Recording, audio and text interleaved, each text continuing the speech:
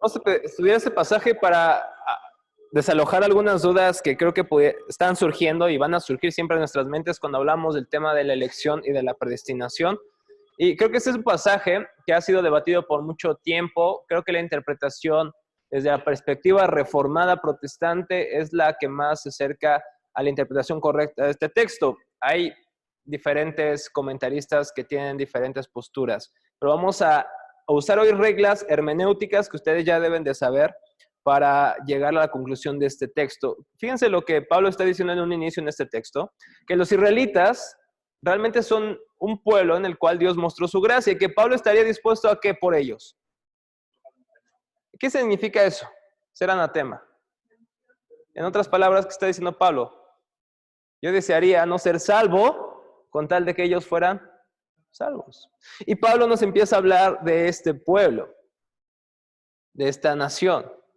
Pero fíjense lo que dice el versículo 6. Dice Pablo, hay algunos que no están creyendo, hay algunos que parece que no están realmente obedeciendo a la fe. ¿Acaso la palabra de Dios ha fallado? Versículo 6. Pero no es que la palabra de Dios haya fallado, dice Pablo. Dios no incumplió sus promesas. Porque el dilema de Romanos 9 es ¿por qué no se están salvando todos los israelitas? Quienes fueron de alguna manera receptores de las promesas de salvación de Dios. ¿Acaso Dios ha fallado en sus promesas? ¿Qué piensan? ¿Por qué entonces los israelitas no se están salvando? ¿Por qué muchos se están perdiendo? ¿Por qué muchos fariseos nunca creyeron en Cristo? ¿Por qué muchos escribas no creyeron en Cristo? Si eran de israelitas de la tribu de Benjamín, de Judá, de cada tribu de Israel, de las 12 tribus, y no estaban siendo salvados. Y Pablo se lleva este cuestionamiento. Entonces, ¿ha fallado la palabra de Dios? Y dice Pablo, no. La palabra de Dios no ha fallado. Entonces la pregunta sigue siendo, ¿por qué no están siendo salvos los israelitas, el pueblo de Dios? ¿No es cierto? Pablo dice, porque no todos los descendientes de Israel. ¿Qué quiere decir eso? A ver, ¿qué quiere decir eso, Pablo? Exacto. Fíjense lo que sucede en un sistema de pensamiento teológico llamado dispensacionalismo. El dispensacionalismo, en comparación con la fe reformada, el dispensacionalismo hace una diferencia entre Israel étnico y el Israel o el espiritual, que es la iglesia. Ellos dicen que son dos pueblos distintos, pero la verdad es que a la luz de las escrituras es un solo pueblo, el Israel espiritual. ¿Y cuál es ese Israel espiritual? Los que son hijos de ¿quién? De Abraham. Aquellos que creen por la fe en Cristo.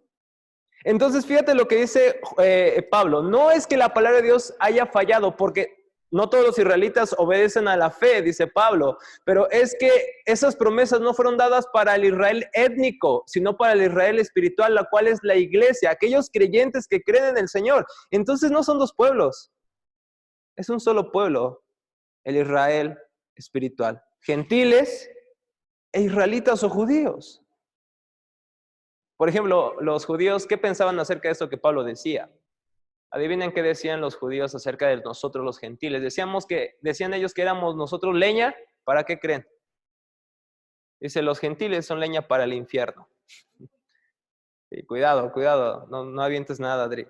Pero decían que los gentiles realmente era este pueblo inmundo, pagano, que no era receptor de la gracia del Señor. Sin embargo, desde el Antiguo Testamento el Señor promete salvación a los gentiles. Y le extiende su gracia a muchos gentiles. Díganme algunos gentiles del Antiguo Testamento que hayan sido receptores de la salvación y de la gracia del Señor.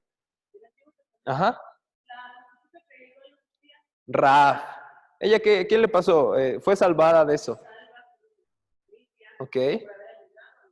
¿Y qué más? ¿Dónde aparece en otra ocasión Rahab? En la genealogía de Jesús. ¡Wow! No solamente fue salvada, sino que fue hecha parte de la descendencia del Salvador. ¡Wow!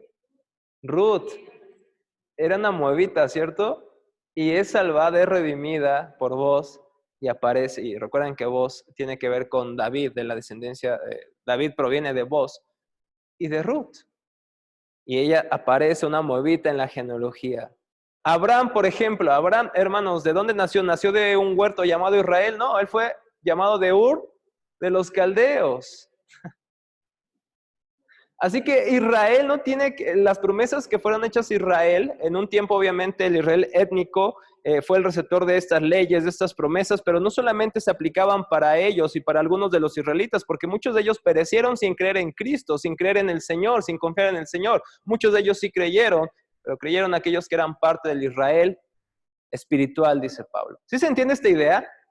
Porque esto en Latinoamérica es muy común de ver a la iglesia y a Israel como dos pueblos distintos. ¿Qué es lo que dice la teología del reemplazo de los dispensacionalistas? Que Dios falló o las promesas de Dios fallaron con el pueblo por su incredulidad y Dios hizo un lado a Israel y entonces ahora dijo, pues ya voy con los gentiles, como un plan B.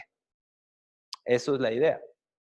Pero en las Escrituras vemos que aquellos que son hijos de Abraham son los que creen en la fe en Jesucristo y estos son el Israel espiritual de Dios. Fíjense lo que dice, porque no todos los descendientes de Israel son Israel, ni son todos los hijos por ser descendientes de Abraham, sino que por Isaac será llamada tu descendencia. Esto es, no son los hijos de la carne los que son hijos de Dios. Fíjense aquí, versículo 8. Esto es, no son los que son hijos de la carne los que son hijos de Dios, sino que los hijos de la promesa son considerados como descendientes. ¿De cuál promesa? Que en Isaac, ¿qué? Será llamada tu descendencia. Esta promesa es por la fe. ¿Qué hizo Abraham cuando vio que esta promesa no llegaba? Pues incluso su mujer le facilitó a su sierva, ¿no? Agar. Y tuvo a un hijo llamado como Ismael, ¿no? Y Abraham le ayudó a Dios, ¿no? Él creía que le estaba ayudando a Dios. Dios como que no es consistente con sus promesas porque ya soy viejo, pues ya no puedo. Y pensó igual que se le había olvidado o que realmente no iba a pasar eso, ¿no? Y Dios realmente no es malo con el hijo de Agar, ni siquiera, de hecho, le extiende su gracia, también le extiende su cuidado y no lo deja a su suerte, por así decirlo. Pero dijo Dios, yo te he dado una promesa, Isaac es en quien te será llamada descendencia. Y recuerden que ese linaje de Isaac es donde nace Jesucristo. Porque recuerden que esa promesa no es la promesa de Abraham nada más, es la promesa hecha ¿a quién? A Adán y a Eva. Génesis 3:15. Su descendencia iba a aplastar la cabeza de la serpiente. Esa es la misma descendencia de Abraham. Es la misma descendencia de David. Aquel rey que iba a nacer y que su reino no tendría que. David murió, Salomón murió. ¿A quién se refería? A Cristo. Esa descendencia, esa promesa desde Génesis 3 es la que se va extendiendo en todas las escrituras. Por eso, hermanos, es importante ver esta conexión, porque ahí ya dejamos de leer las escrituras del Antiguo Testamento como cosas que no tienen que ver con la iglesia del Nuevo Testamento. No, todas las escrituras hablan de Cristo. Todas las escrituras tratan acerca de Él, de esa descendencia. Entonces dice Pablo, no son los hijos de la carne los que son hijos de Dios. Es decir, muchos israelitas decían, yo soy salvo, ¿por qué? Porque soy israelita. Somos hijos de Abraham, decían ellos, ¿no? Porque somos israelitas, Dios nos debe su gracia, Dios nos debe la salvación. ¿Y qué dice Pablo? No, no porque tú nazcas israelita, eres un hijo de Dios, sino los hijos de la promesa. Aquellos que por la fe creen en Jesucristo. Aquellos son los verdaderos hijos de Abraham. Ahí se cumple la promesa que en tu simiente, Dios le dijo a Abraham, serán benditas todas las naciones de la tierra. ¿Cómo es que Abraham a través de su descendencia podría a la vez bendecir a todas las naciones, a que fueran benditas todas las naciones de la tierra? Bueno, porque de todas las naciones Dios tiene sus hijos, su Israel espiritual. Así que no te dejes crecer la barba como yo, pero tú eres un israelita espiritual y no trates de cambiarte el nombre, ¿no? El otro sábado va a venir Ramiro con Ben, Ramiro, no sé qué. No cambien eso. No se hagan mesiánicos. Viene con su kipá, Ramiro, la próxima semana. Tu kipá. No, pero en ese sentido nosotros somos ese Israel espiritual. Pero fíjense lo que dice, y quiero llegar a esto, versículo 9. Porque la palabra de la promesa, dice Pablo, es esta. Y fíjense lo que estamos haciendo. No estamos discutiendo asuntos que Juan Calvino, Martín Lutero dijo. Estamos aplicando ciertas leyes de la hermenéutica a este texto. Y quiero que en este texto vean esta verdad. Porque la palabra de la promesa es esta. Por este tiempo volveré y Sara tendrá un hijo. Cosa que le costó creer a Abraham, aunque lo creyó, pero pasó el tiempo y dijo, Dios ya se lo olvidó. Y Sara una vez escuchó esto y ¿qué hizo Sara? Dijo, o sea, se rió, dijo, este viejito ya no puede, ¿no? Pero dice, porque la palabra de la promesa es esta, por este tiempo volveré y Sara tendrá un hijo. Esa es la promesa. Y no solo esto, dice Pablo en el versículo 10 de Romanos 9, sino que también Rebeca concibió mellizos de uno, nuestro padre, Isaac, el hijo de la promesa. Porque cuando aún los mellizos, ¿cómo se llamaban los mellizos? Esaú y Jacob. Recuérdenme algo de Esaú, algo importante de Esaú. Que era guapo, no sé qué revelación. Exacto, era guapo porque era velludo. Era pelirrojo, ¿no? Probablemente, sí. Robusto, claro, claro. Exacto, exacto. Pero fíjate, para Adri, la masculinidad es que le dé el agua pura al hombre, ¿sí? Que dio su primogenitura por un plato de lentejas, ¿no? Yo no lo entendía, Cris, yo no lo entendía con chorizo, sí, porque si no, normal como que no se antoja tanto. Pero no sé si... ¿Quién sabe lo que haya sido?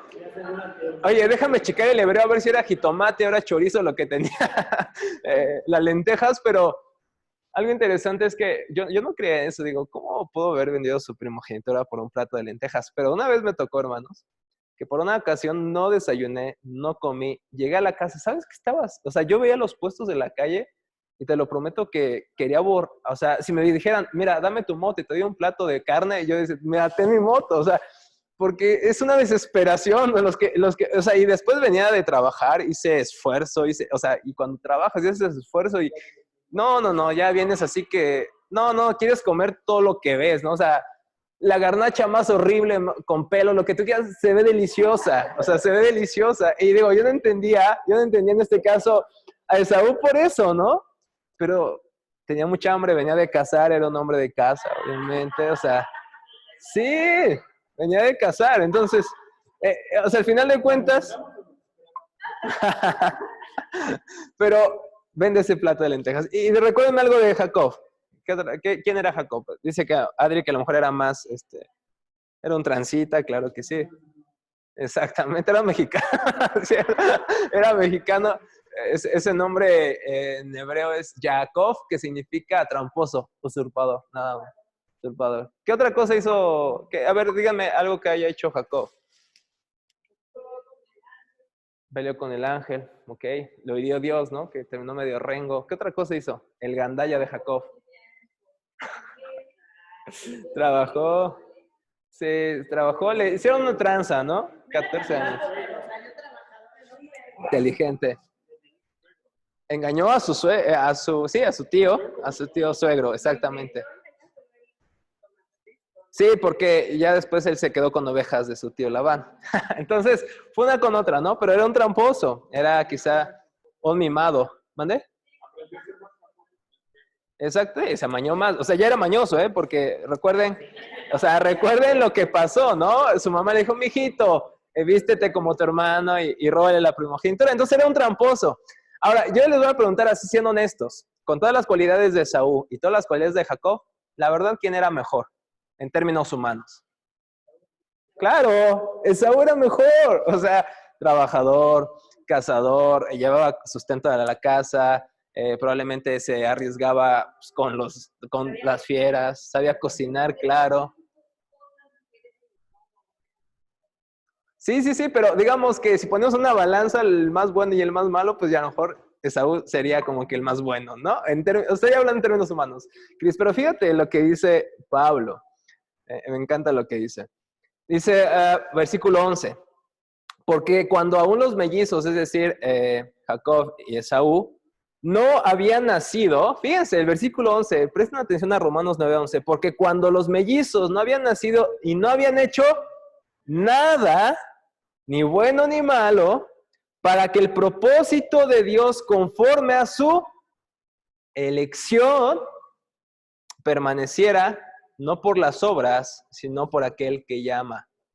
Se le dijo a Rebeca, el mayor servirá al menor. ¿Qué era lo normal en la época de los patriarcas? ¿El primogénito qué era? Si el primero era el heredero y era el que iba a ser el amo, por así decirlo, de sus hermanos posteriores o siguientes. Y recuerden que en este caso el parto de Rebe fue un poco difícil y nacieron los dos, eran mellizos, pero nació primero Esaú, entonces él era el primogénito. Pero dice, se le dijo a Rebeca, el mayor servirá al menor, es decir, se invertirá el orden. En lugar de que el primogénito gobierne, va a ser el menor. Tal como está escrito, a Jacob amé, pero a Esaú aborrecí. Nuevamente pregunta, humanamente hablando, ¿quién era mejor? Decíamos que Esaú. ¿Qué pregunta debería surgir aquí? ¿Qué pregunta debería surgir? ¿Por qué Dios eligió al menor y no al mayor? ¿Por qué Dios amó al más tramposo? ¿Por qué Dios amó al más gandalla? ¿Y por qué rechazó y le quitó la primogenitura al mayor? La pregunta es, ¿acaso Dios no es injusto al hacer eso? Lo dice el versículo 14. ¿Qué diremos entonces? ¿Que hay injusticia en Dios? Dice Pablo, de ningún modo. Porque él dice a Moisés, tendré misericordia del que yo tenga misericordia y tendré compasión del que yo tenga compasión. Esta es la difícil doctrina de la elección y de la predestinación, mis hermanos. Dios es injusto al salvar a algunos y a los demás no mostrarles su gracia y su salvación. ¿Dios es injusto? ¿Tú como Dios qué harías? Sí, Narciso.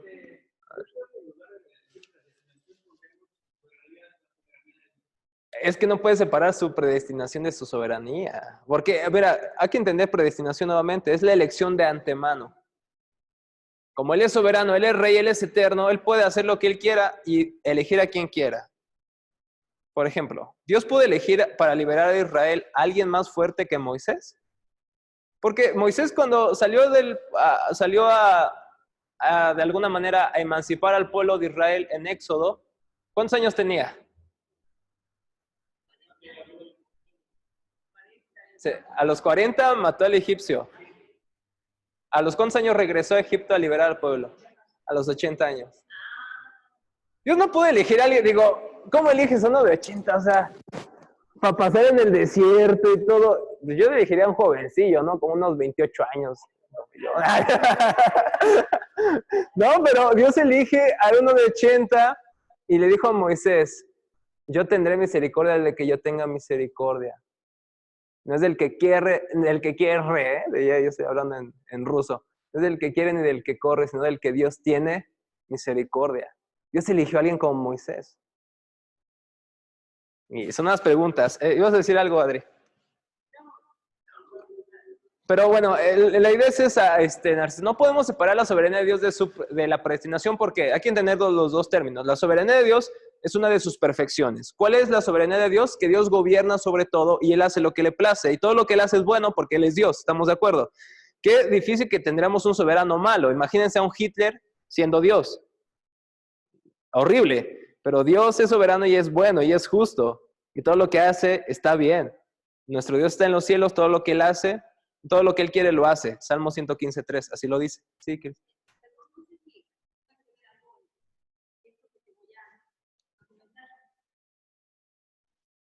Siempre he escuchado que dicen, toman el texto de Okay. dice que será salvo tú y tu casa.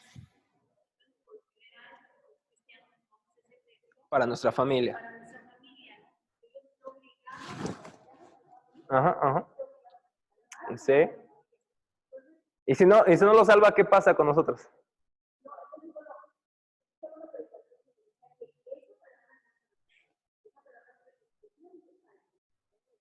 Okay.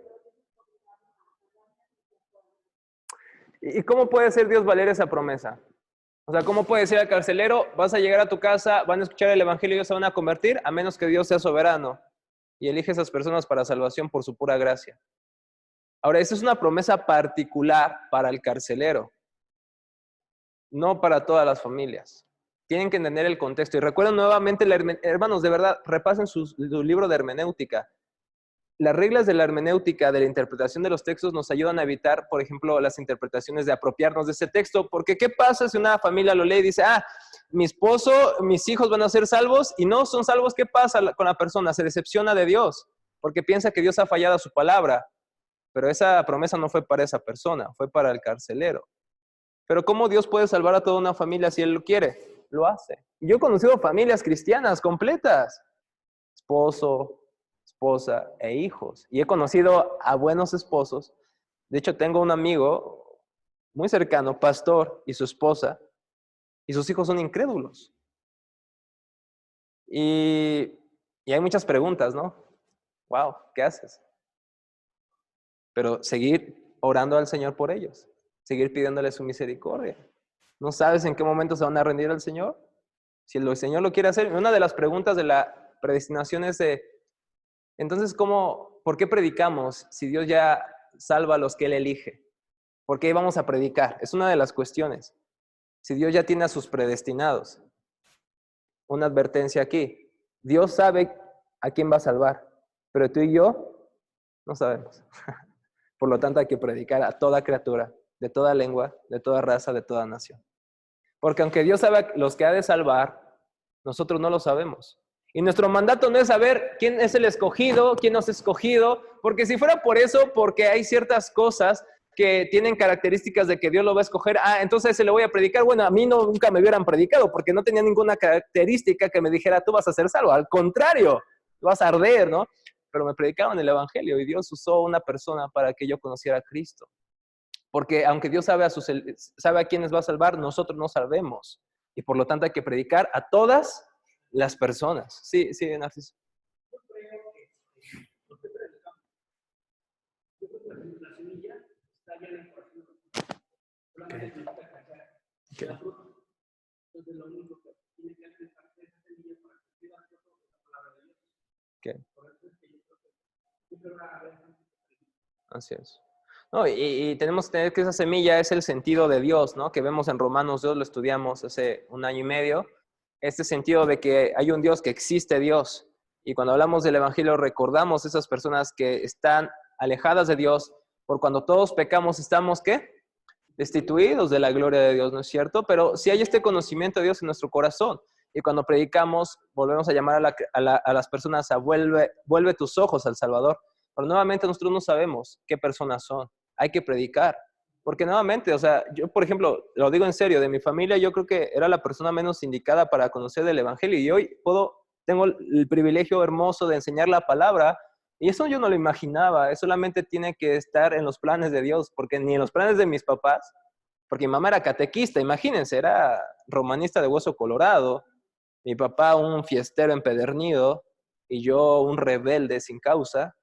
Nada más se quedó la moto de rebelde, pero todavía sigo luchando con la rebeldía.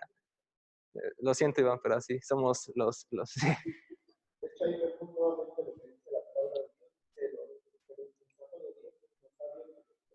Así es. Lo débil de Dios es más fuerte que los hombres.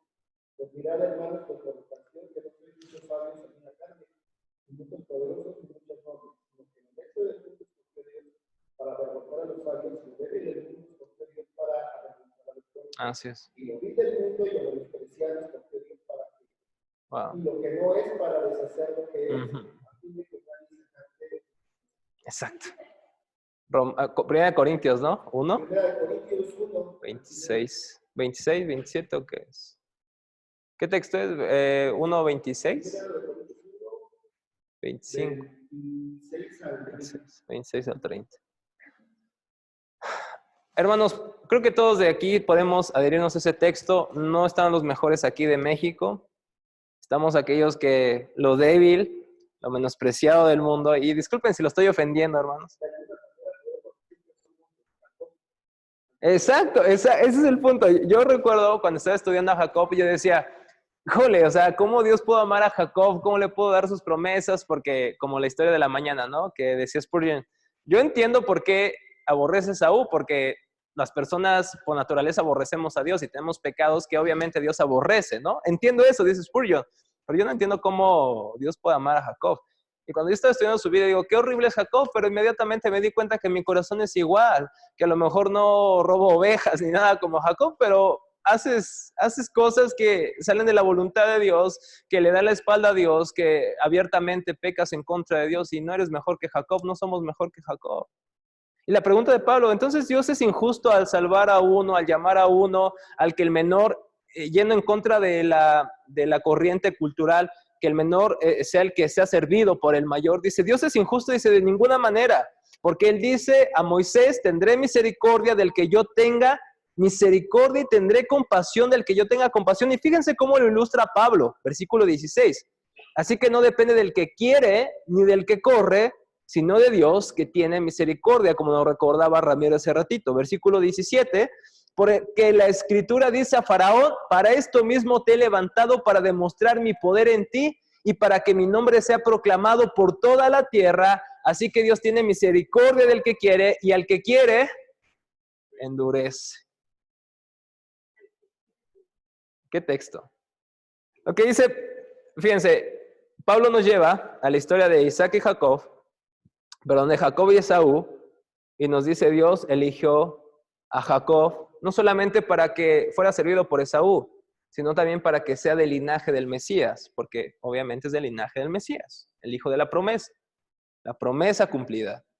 Sino que también salva a un pueblo de Israel, pero no salva al faraón, al contrario, usa al faraón ¿para qué? Para mostrar su ¿qué? Su poder y su gloria. Dios pudo haber cambiado el corazón de faraón, pero no avances tanto ahí, Jerónimo. Porque aquí ya estamos hablando de otros temas. Y está bien, está muy bien esa observación. Dios no cambia el corazón de Faraón. Cuando dice que lo endurece, es que sencillamente no le muestra su gracia y no le dice, mira, cree en mí. Lo deja hacer lo que él quiere hacer. ¿Qué es lo que quería hacer Faraón? No dejar salir a su pueblo. Seguir con sus ídolos, seguir con su vida. Porque no llevaba una mala vida el Faraón, ¿eh? Déjame decirte que tenía sus damas, tenía sus palacios, o sea, no le iba nada mal, hablando en términos humanos. Así que a Faraón le gustaba ese estilo de vida. ¿Y Dios qué hace? Usa su terquedad para mostrar sus prodigios y para que todas las naciones pudieran proclamar la grandeza de Dios. ¿Tú sabes lo que significó que el pueblo de Israel pasara en medio del mar? ¿Qué significó que caminaran de día y una nube les cubriera y de noche otra nube de fuego les calentara, les guiara? Las naciones hablaban de ese pueblo, sobre todo hablaban de ese Dios que los salvó. Entonces Dios usó la terquedad de Faraón para que una y otra vez mostrara su poder y mostrara su gloria. Nabucodonosor.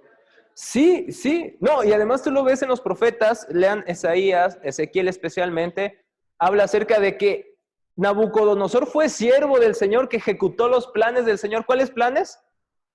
De disciplinar a su propio pueblo. O sea, es que Dios es soberano. No podemos, por eso decíamos, separar la soberanía de Dios con su predestinación y elección.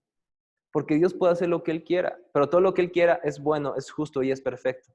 Nunca es malo, aunque a nuestros ojos muchas veces eso parezca. Por ejemplo, en cuanto a Job. O sea, ¿a Job le hacía sentido que él sufriera? ¿Entendía por qué estaba sufriendo? ¿Cuál era su argumento de Job? ¿Qué es lo que decía Job? ¿Qué argumentaba en contra de Dios? ¿Por qué había permitido eso? Porque él no había ¿qué, Cris? ¿Qué? Fíjate, lo que Job, o sea, Job conocía a Dios, conocía parte de Dios, pero no lo conocía perfectamente como él pensaba. Una de las cosas que hoy creemos y que en el tiempo de Job se creía es que aquellos que les pasan cosas malas es porque hicieron y aquellos que les pasan cosas buenas es porque hacen cosas. ¿Eso es así?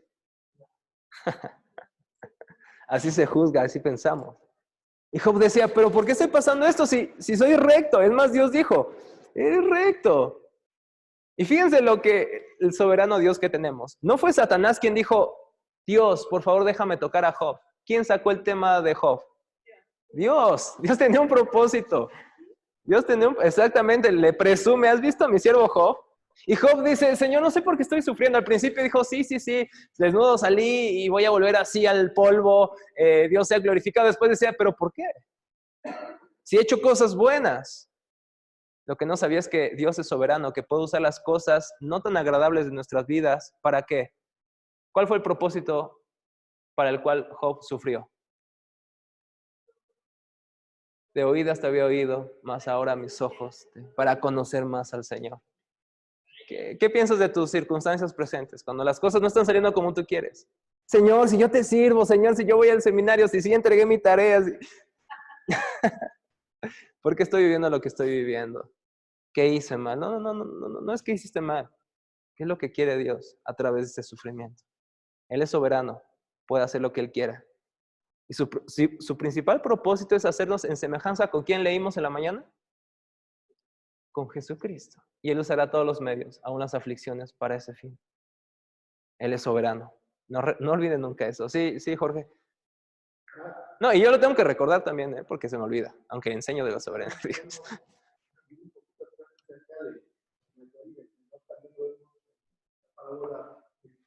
Exacto. Al final, bueno, el mayor claro, fue tratado con él.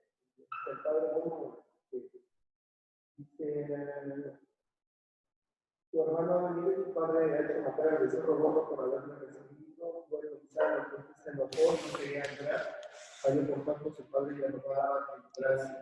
Mas respondió diciendo, dijo, padre, aquí tantos años te sigo, no habiendo desobedecido jamás, y nunca me has dado un camino para besarme con mis amigos más. Cuando vino tu hijo, ya ha consumido tus bienes con rameras y ha hecho matar el becerro rojo, él entonces dijo, hijo, tú siempre estás conmigo, todas mis cosas son mías.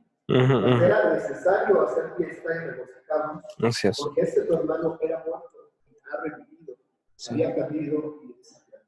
Exacto. Hay un libro muy bueno para entender esta historia, se llama El Hijo Pródigo, de Tim Keller. Es un muy buen libro, léanlo. Pero en eso que mencionas, ¿quién estaba perdido de los hermanos? No, los dos. Los dos estaban perdidos. Uno en la fiesta y el otro en su religiosidad, en su orgullo. No comprendía el amor del Padre. Tenía todo del Padre, pero no se sabía amado. Y el otro estaba alejado de los pies del Señor o de los pies de su Padre y viene con sus fallas, sus pecados, lo abraza, le perdona. Y esto es otra historia que Jesús dijo, ¿no? Alguna vez hubo un hombre que contrató jornaleros, algunos los contrató en la mañana, algunos a mediodía y otros en la tarde. ¿Y qué hizo con el pago? Y dicen, eso es injusto. Jesucristo dice, no. El amo puede hacer con su dinero lo que le place. Hermanos, ¿por qué si yo siempre he sido cristiano desde niño y de repente mi compadre que ha matado, que ha hecho esto es salvo? Dios es soberano. Señor, pero si yo he hecho esto y demás, los fariseos, si yo he leído las escrituras, si yo he enseñado, ¿cómo perdonas a un ladrón en la cruz en el último momento? Dios es soberano. Exactamente. Pero fíjate cuántos religiosos se van al infierno. ¿Cuántos religiosos se van al infierno? Y cuidado. Sí.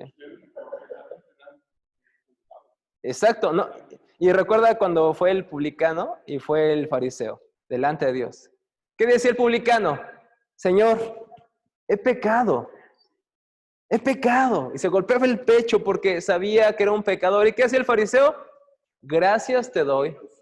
Que no sé cómo es. Díganme, ¿quién estaba en mejor condición? El que reconocía su pecado. Tantos religiosos que van a estar en el infierno. Y cuidado con tu doctrina, con tu buen celo doctrinal, porque piensas a lo mejor que por eso eres salvo. Sola gracia, hermanos. Solo por la fe y solo por Cristo. No a través de tus obras, no a través de tu conocimiento, no a través de lo que tú haces, sino de lo que Él ha hecho. Cuidado que tu confianza esté en lo que tú eres y lo que haces, en vez de lo que Él ha hecho y de la salvación que nos ha dado en Cristo. Los fariseos, los escribas viendo a ese ladrón y ese ladrón le dijo, Jesús, hoy estarás conmigo. No se bautizó, no hizo catecismo, no hizo catecúmenos, no sabía de doctrina, no estudié en Areópago Ministry Training, no estudié aquí. Sin embargo le dijo, hoy te veré en el paraíso. Dios es soberano. ¿Dios es injusto al salvar a un ladrón en la cruz? Si diríamos que sí, entonces diríamos que también Dios es injusto en salvarnos. Si no fuera porque, fíjense, este texto a mí me rompe la mente. Primera de Juan 1:9, ¿qué dice? ¿Alguien se lo sabe de memoria? Primera de Juan 1:9. Vamos a ver qué dice ahí. Ya vamos a terminar con esto, ¿vale? Y cerrar. No, sí, sí, Ramiro. En un momento dado que Job se volvió Pues más bien yo creo que abrazó su postura de moralista, ¿no? De ese tiempo, de que a las personas que les pasan cosas buenas, buenas son buenos y a los que les pasan cosas malas son malas. Porque, o sea, Job gozaba de una buena reputación, ¿estás de acuerdo? De muy buena economía y parecía que todas las cosas estaban bien. Pero dime si solamente los buenos son los que prosperan. ¿No hay muchos malos que prosperan? ¿Por qué fue que en el Salmo 72 Asaf dijo, por poco mis pies resbalaban? ¿Por qué razón?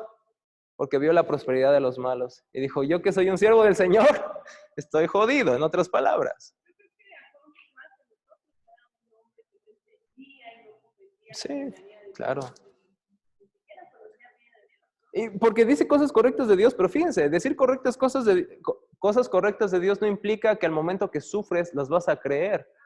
Porque te digo, o sea, yo puedo enseñar de la soberanía de Dios, Rafa Riveros, maestro de Areópago, Ministry Training, pero ¿cómo reaccionamos cuando sufre? Ahí se ve donde si yo creo esto, porque yo les puedo hablar como un ángel aquí, pero cuando tengo que sufrir, ahí me doy cuenta que a veces no creo en la soberanía de Dios y a veces me entristezco y me deprimo y y demás. No, después de todo no soy tan bueno, ¿no? ¿No es cierto? Y Job a lo mejor tenía estas ideas tan claras en un sentido de Dios, pero después se dio cuenta, dice, una vez hablé y ahora voy a callarme el hocico, dijo Job. Dijo, de oídas te había oído, ahora mis ojos te ven. Dios le llevó a desistir de su justicia. Quizá más, justamente eso, Romero, que dices, ¿se volvió religioso Job? Se volvió religioso en el sentido que creyó que su justicia le estaba salvando, que le ponía cuentas con Dios. Exacto. Exacto. Nada malo debería pasar, ¿verdad? Y hoy mucha gente hace eso. Sí. Hace una cosa según delante de Dios y hace muy distinta, pero también. Sí, sí. O cuando pecamos nosotros, ¿no? Pecamos. ¿Y qué tratamos de hacer para justificarnos? Hay que orar más, hay que leer la Biblia más, hay que ser más disciplinados para ver si Dios me logra perdonar. Dios está perdonado en Cristo. Eso no quiere decir que vayas y peques, sino que vayas al trono de la gracia y decirle, Señor, tú sabes lo roto que estoy. Ayúdame a luchar con este pecado. Ayúdame a romper con este pecado. No tienes que acercarte a Dios sumando buenas obras para ver si Dios te perdona. No, Él ya te ha perdonado en Cristo. La pregunta es, ¿estás volviendo a la cruz? ¿Estás volviendo a Cristo una y otra vez? ¿O tratas de salvarte a través de lo que haces? De ayudar a los pobres y cosas que son buenas. Eso es bueno, hay que ayudar a los pobres, hay que ser más disciplinados, hay que orar más, hay que leer la Biblia, claro, pero si esta es tu fuente de salvación, cuidado, porque tu fuente de salvación es Cristo únicamente, lo que Él ha hecho. Todo lo que haces es en respuesta a lo que Él ya ha hecho por ti, es en agradecimiento, no para buscar el favor de Dios. El favor de Dios ya lo tenemos en Cristo. Y fíjense lo que dice 1 Juan 1:9. Si confesamos, ¿qué dice?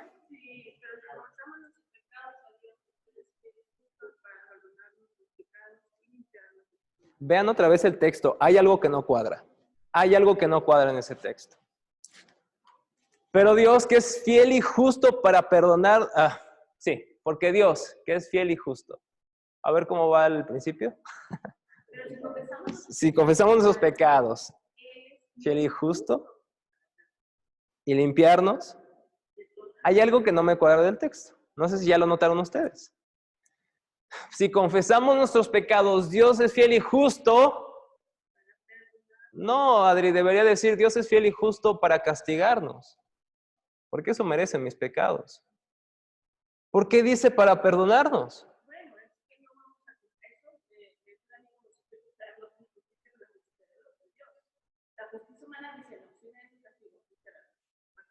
Okay. A ver, Adri, pero si estás con esa lógica, si hablas de la justicia de Dios, si tú has pecado, ¿qué es lo que debería de hacer Dios contigo? La verdad. Exacto. ¿Por qué te perdona? Porque es fiel y justo y a la vez te perdona. Debería castigarte, porque tú estás cometiendo una falta en contra de su santidad. Un pecado hecho es no valorar a Dios, es darle la espalda y decirle a ese pecado, tú eres más glorioso que Dios, porque yo te elijo a ti, pecado. ¿A cuál promesa, Cris? Okay. Entonces, fíjate, hay que entender este texto. Si confesamos nuestros pecados, Él es fiel y justo para castigarnos, debería decir la lógica, pero dice para perdonarnos. Porque a la vez Él es fiel y justo y a la vez nos perdona, porque descargó su ira en Cristo. ¿Por qué Dios puede perdonar al impío? ¿Por qué Dios le perdona y le extiende su gracia al pecador? Porque Él es justo, Él es fiel a la promesa de que si Cristo moría, Él iba a perdonar a los pecadores. Entonces, Él es fiel y justo no a ti. No te debe su justicia, no te debe su fidelidad. Esa justicia, esa fidelidad es por la cruz de Cristo. Es por eso que Él puede a la vez ser justo y perdonar a los pecadores, porque hubo uno que recibió el castigo que merecía nuestros pecados. ¿Dios es injusto al perdonarnos? No, porque el pago fue completado en la cruz. Él sigue siendo justo y a la vez es el que perdona. ¿Quién entiende eso, hermanos? El diseño original de Dios se cumple, porque se manifiesta en el Antiguo Testamento que por un sacrificio, pero no el tuyo, sino el de Cristo. Así es. Por eso se transforma. Así es. Y es que no es que Dios cambie, sino es que alguien se interpone entre nosotros y Dios. Wow, qué salvación tan grande, hermanos. Por eso, ¿has pecado? Yo te pregunto, ¿has pecado estos días? ¿Has pecado en algún momento esta semana? No me acuerdo. Bueno, si no te acuerdas, ya es tu primer pecado, estás mintiendo. Hemos pecado. ¿En quién está tu justicia? ¿En dónde hayas tu esperanza? No te preguntes por qué Dios te eligió a ti. No, es que si te preguntas eso, no tendrás respuesta. Dios no vio nada bueno en ti. No aportas nada, dice Jonathan Edwards, excepto lo que hizo necesaria tu salvación, tu pecado. Más bien es decir, Señor, ¿cómo yo puedo vivir para tu gloria? ¿Cómo puedo amarte y puedo compartir esto con otras personas? Hermanos, están agradecidos por esa salvación que tenemos. Y como dice Thomas Watson, te voy a ayudar para que estés agradecido. Recuerda cómo Dios te encontró cuando te salvó. Te encontró en tus pecados.